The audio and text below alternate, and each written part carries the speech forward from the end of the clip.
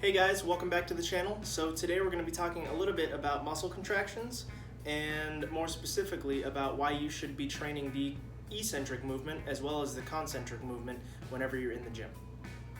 So first things first, a little bit about muscle contractions. There are two types of muscle contractions, and the first one generates force and the other one generates stability. And the one that we're going to be talking about specifically today is the isotonic movement.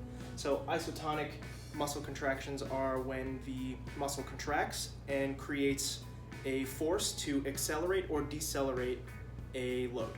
And then there's another type of muscle contraction that a lot of you probably know, and it is the isometric movement, which is essentially when a muscle is contracting and maintains the same length in order to create stability across the area. So an example of an isometric movement would be like a plank. So whenever you're sitting in a plank, you're on the ground, all of your core muscles are stabilizing and contracting, and they're not changing length because they're trying to maintain the stability of the area. They're trying to maintain the same amount of force. So we're not going to be talking a lot about isometric movements today. We're going to be talking very specifically about the two types of isotonic movements, concentric and eccentric muscle actions. So what are eccentric and concentric muscle contractions? The concentric muscle contraction is the acceleration of a load by the shortening of the muscle. Okay, so if we think about it in terms of a movement, like let's say the classic bicep curl. So in a bicep curl, the concentric portion of the movement, or the acceleration of the load, is going to be when you accelerate the load upwards or the bicep is shortening. The eccentric version, which you may also hear termed as the negative of the movement, the negative is when you're releasing the load or the muscle is slowly lengthening, but it's still creating a force, so to control the weight on the way down. How do the three different muscle contraction types contribute to our training, and why should we consider them whenever we're trying to get stronger or build muscle? So the very first thing that we want to consider is the amount of adaptation that each movement can create for us. When we consider adaptation, we think about the amount of stress that's placed on the body. If your body is undergoing zero amount of stress all day, your muscles are going to start to degrade, right? Because they're not being used, so your body's not going to put energy towards building something that isn't going to get used. If you're using it, then your body is going to be physiologically and neurologically adapting to the movement. So if we consider the different types of movements, we should also consider the types of adaptation that it can create for us based on the amount of stress that each applies on the muscle. So let's start off with isometric. These are the muscles that are helping me stand right here talking to you. So now if I'm considering the concentric movement, I'm going to be decreasing the length of my muscle in order to create a force at a joint. So if I'm considering a bicep curl, I'm going to curl up, and that's going to be creating a muscle contraction, which uses more energy and more muscle fibers to be firing in order to create that movement. So concentric places more stress on the muscle than isometric. And then we go all the way down and we have eccentric movement, which places even more force because now the muscle is contracting at the same time that it's lengthening. So let's consider the bicep curl. The negative portion of the movement is when my arm is coming here and the bicep is lengthening while maintaining a force to control the weight as it descends. Okay, so that was what I said earlier about the eccentric movement is decelerating a load. So we're decelerating a load against gravity, whereas the concentric movement is accelerating a load against gravity.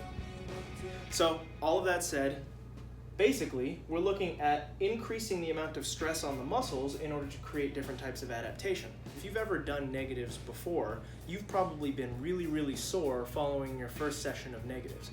So if you go into the gym and you do a set of bench presses, 5 bench presses, boom, boom, boom, okay, I just did 5, and then you do another set of 5 bench press, but you're controlling the bench press on the way down, you're now eccentrically activating your chest muscles, your shoulder muscles, and a bunch of different stabilizing muscles that are helping control the load as it comes down, and then you concentrically act to push it away from you.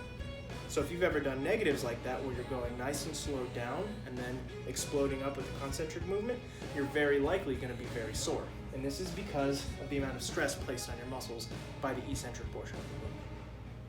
So overall, you should be training the eccentric portion of the movement because it causes more stress on your muscles, which causes more adaptation. Now, there are a couple of different types of adaptation that people look for. Most people look for either getting stronger or for making the muscle larger. If you're trying to get stronger, you need to be able to control the weight as it's coming down, you need to be able to move the weight as it's going up, and you also need to be able to stabilize. And if you're trying to make your muscles larger, you need to activate more muscle fibers and create more stress on the muscle in order to build more muscle using eccentric movements. You need to be able to move and train the muscle through the shortening by concentrically moving, and then you also need to train all of the stability muscles in the isometric muscle contractions.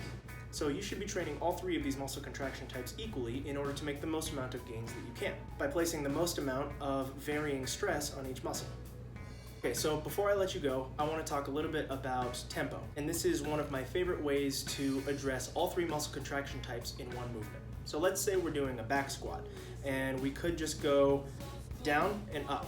And in each case, we're going to be training a little bit of our eccentric movement by going down, our isometric when we very briefly pause at the bottom of the movement, and then our concentric when we explode back up and put the weight back on the rack. Okay, so that's one squat.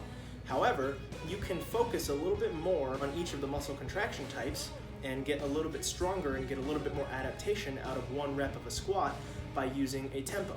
So this is an example of a tempo, and there's tons out there. You may see the numbers vary, but this is one that I really like to use. And you go 3 seconds down, so that is a 3 seconds all the way down into the bottom of your squat, and then a 1 second pause at the bottom of the squat. So 3 seconds eccentric, 1 second pause, that's isometric at the very bottom of your squat, and then 1 second up, that's exploding up from the bottom of the squat.